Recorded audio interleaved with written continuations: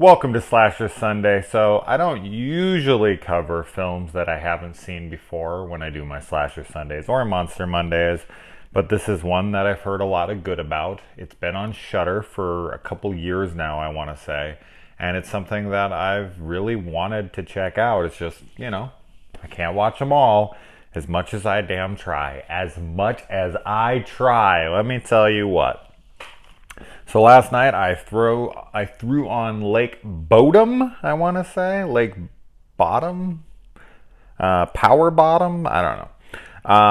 I watched this with my brother, and, we were like 20, 30 minutes in, and I was like, oh no, I think I got duped again. A lot of people were loving on this movie.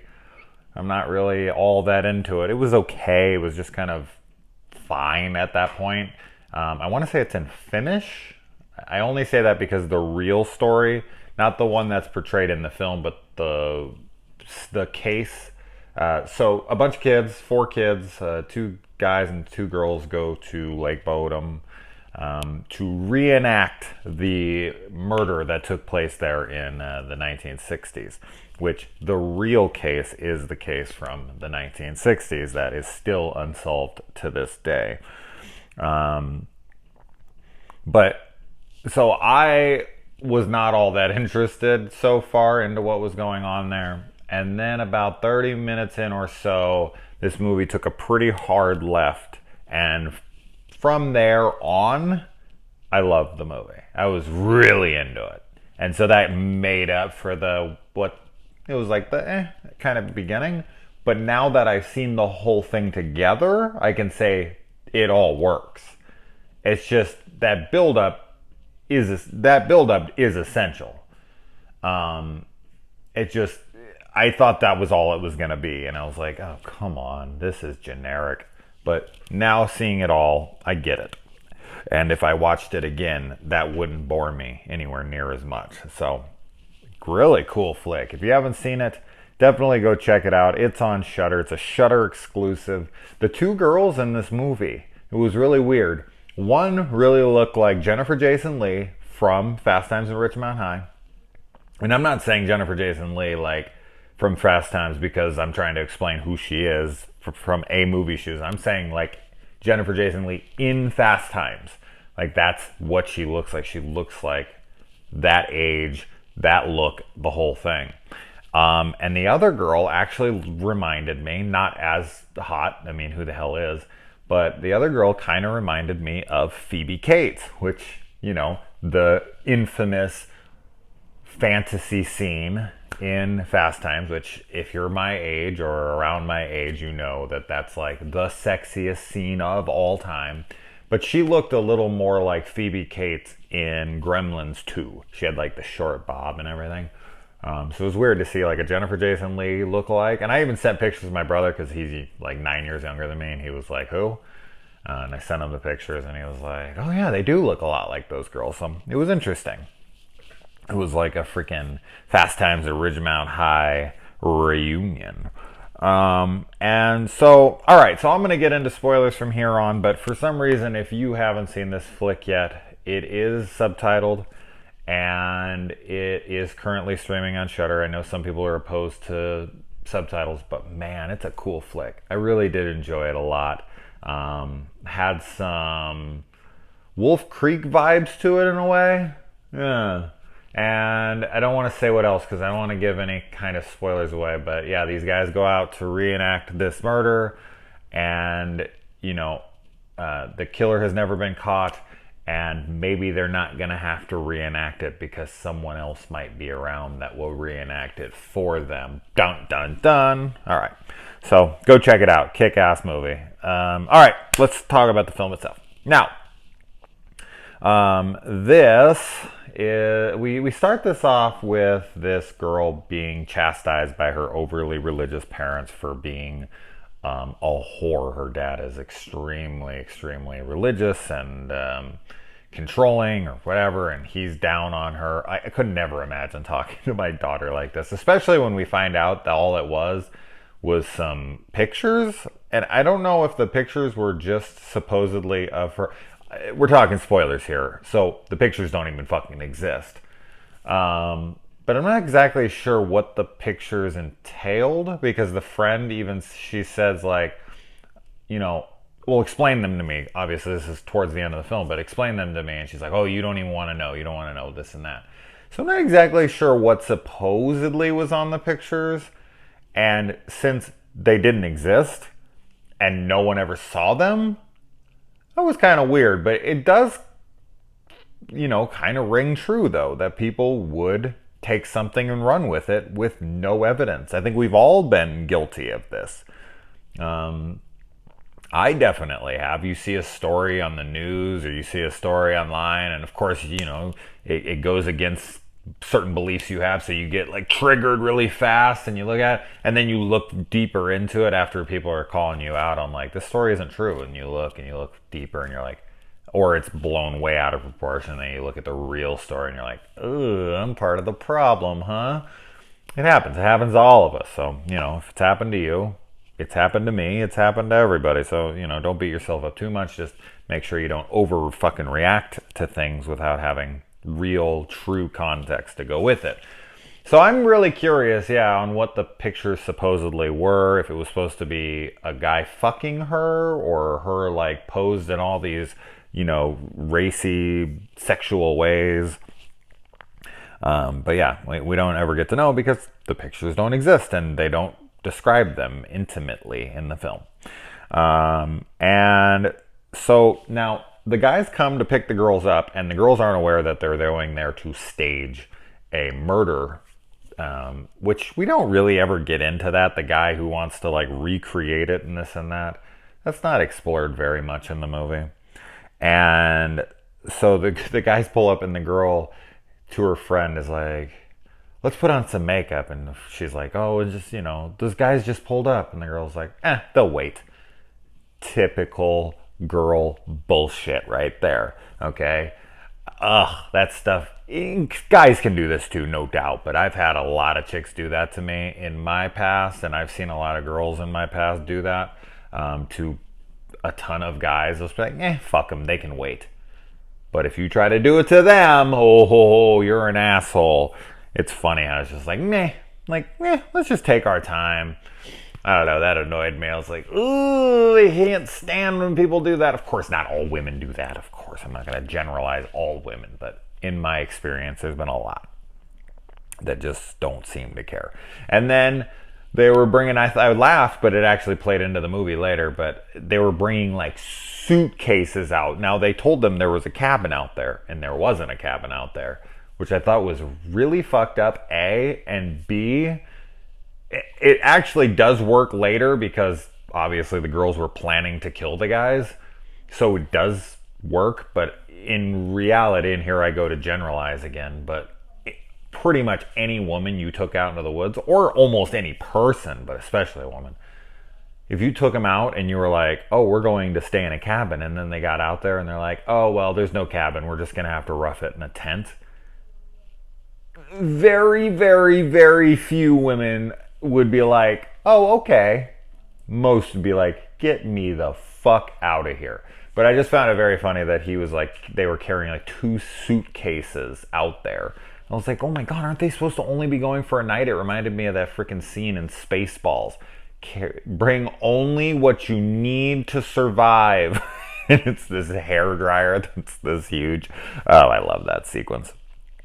But yeah, then we find out that there's all this murder equipment and all their, their get up to get rid of the bodies. And I thought that was awesome when they pulled it open. It was like a whole murder kit inside of there, and they made the guys carry their own demise in a way. I don't know. Then this kid offers them the smallest bag. My brother laughed when we were watching because he was like, was that supposed to be weed? It was like this little, I don't know if it was supposed to be, it had to be, right? Because they were smoking it in a joint, and it was like this much stuff. And I was like, I don't even know if that would have filled up the joint that they had. It was so tight. It was this little baggie. I thought it was like black cocaine or something. It didn't even look green. I don't know what the hell that was. Maybe they sprinkled it on their pot. I don't know anything about drugs. You guys know that. Although I'm always constantly on them, supposedly. Even though I got blasted in my Friday the 13th Part 3 review because I thought if you ate pot, you got high. And it was like, oh no, you have to prepare it a certain way. in edibles for it to be, potent or whatever to make you actually high. So I thought you could just eat weed and get high, and I guess that's not true. So it shows you how much I fucking know about drugs. Me, the cokehead or whatever the hell. Shit. Actually, I haven't been accused of that in a while. Thank God. All right. I liked the campfire tale in this. I thought it was really cool the way they did it with like pictures of what looked to be crime scene photos. I don't know, man. Are those the real crime scene photos from the real case of Lake Bodom? Because if they are, that would make it even eerier. I don't know. I don't know if those are the actual pictures, but I don't know. The way the pictures were coming up on the screen as he was telling the story and the way the camera was framing them and the fire on their face. And I thought those are really good. That was one of my favorite. That was one of the better campfire scenes. Up there with the only good scene of Madman, which the guy's singing. Oh, I do love that scene. The rest of the movie is dog shit in my opinion. Some people love it. I don't know why, but hey, good for them. And then of course the one in Friday the 13th, part deuce. And let's see. Oh, I thought, I was writing down a bunch of like possibilities on here. I thought that maybe the person, because the person who took the pictures, maybe it was a stalker or this and that. And I was like, oh, is it her stalker? Is her dad her stalker? Is her dad the one that's out there coming after him? And I was going all sorts of crazy with the who's the killer gonna be stuff. Then the kid gets stabbed in the back. And he has so much blood coming out of him. He was like just hacking blood up everywhere out of his mouth. His whole face was covered. And I don't think I've ever seen this before, but it was funny. My brother and I laughed our asses off because they find the guy, like the girl's in the tent. She runs out, she finds the other people. Then she comes back and he's like, get out of here, get out of here. And of course this plays into the movie later, so it makes sense, but it like pans away and it follows the guy for like 2 seconds and he goes over and he grabs something and then he turns around and he starts running and you can see the girls that are already like a half a mile running away. Like the guy takes off, the girls are already like a mile away. Usually there's protests. No, we're not going to leave you. We're going to get you help. We'll be back. Nothing. The girl, like he's like, you got to get out of here. Pan back. Girls are a mile away. Of course, they're there to kill the guys. They think the one thinks the other one did it. And that's actually one of the better scenes of the movie. We'll get to that in a second. But the guy also doesn't even protest. He's not even in on it. And then he comes and the girl falls down and supposedly hurts her ankle. So they have to go off without him. And then there's a really weird sequence where the guy stops to, I don't know, flirt with the girl and tell her that his heart is for her. And he's trying to convince her that the pictures aren't real and that her friend lied and all this and that. And I was like, this is a really inopportune moment for this. This isn't the best time to be doing this. I kept asking my brother when we were watching, I was like, did I miss something? Why are they talking about this right now? What does this have to do with anything? Tell her you're crushing on her later. Tell her your friend's a piece of shit later. There's someone chasing you. There's someone that just killed your friend. Why are you stopping to talk to this girl about pictures? I don't understand. It's not imperative for this conversation to take place right now. I do not understand why that had to continue. Oh, my heart's for you. Your friend is just bled to death. Not a minute or two ago, like 1,000 feet from where you're currently standing, you ran off because there's a killer out there and you stopped to convince a girl who you're supposedly in love with. I don't know if he is or not, it doesn't really matter. But that her friend is this and that. I don't get what the fuck was going on with that. It would have made sense if he was the killer, but then it finds out. I do like how he's like, my heart belongs to you, and then he gets stabbed through the heart. You see a knife come through where his heart is. I was like, oh, that was great. But yeah, I just don't understand why he stopped. But it is what it is. And then I do, they get in the car and they're talking and this and that, and then they get into a fight about the pictures and they're going this and that back at each other. My heart beats just for you. There it is. And the girl stabbing him is vicious. And then it reveals that it's her, but they viciously stab him. And then they bring all the equipment in the luggage. I already talked about that. They put them in body bags. They tie weights around them. They throw them in one at a time. And then they forget the fucking keys. And this girl has to go down, swim like fucking 10, 20 feet under the water. I don't know what that is in meters. I was going to say meters, and then I'm like, I don't know how deep a meter is. What the hell do I know about meters? So she drives like 20 feet down, I want to say, and then has to unzip. Thank God she brought a freaking waterproof headlight. She has to swim down there, open the thing up, grab the keys without him floating up out of the bag, and somehow does all of that. She held her breath for like 5 minutes. But I did not mind seeing her in her undies swimming down there. I will say that. And then they get in the car and they're fighting about it. And then they get to this huge brawl on the side of the road, which I thought was really good.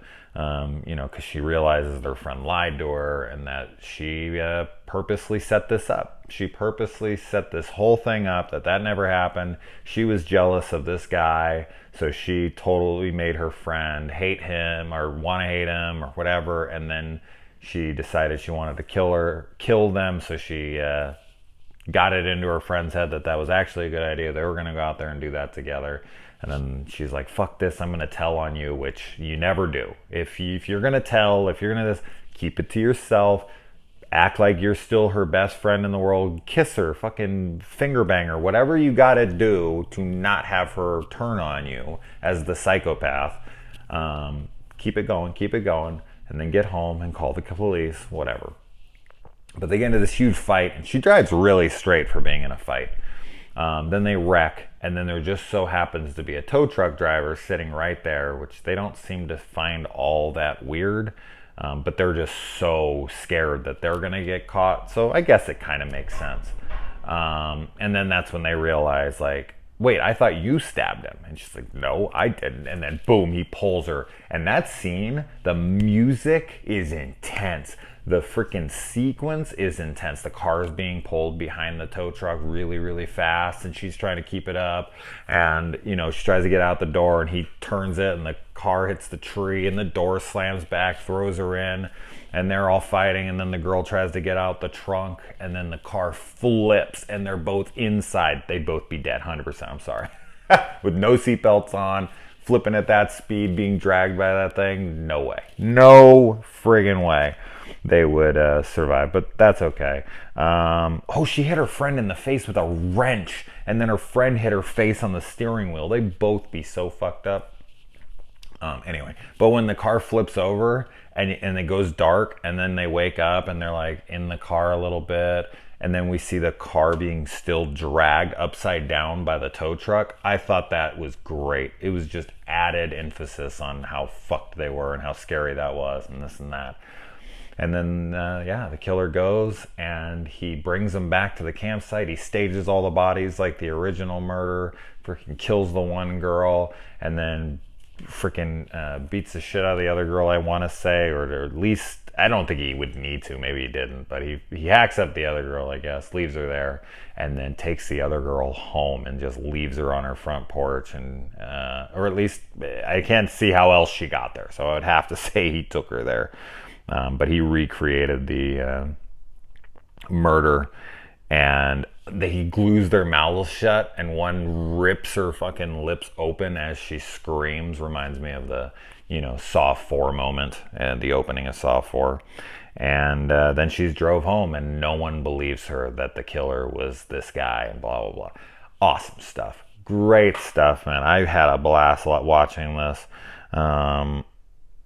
That car sequence was awesome. I was just like, oh shit, what would you do? Oh man, they were so screwed in that moment. So, anybody seen this? I hope if you're still watching, you've seen it.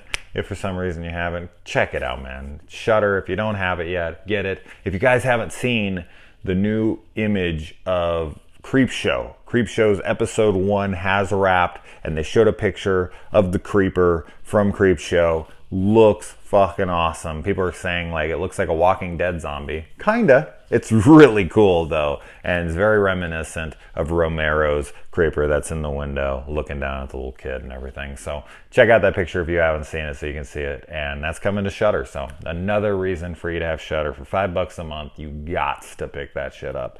All right, guys. Adios.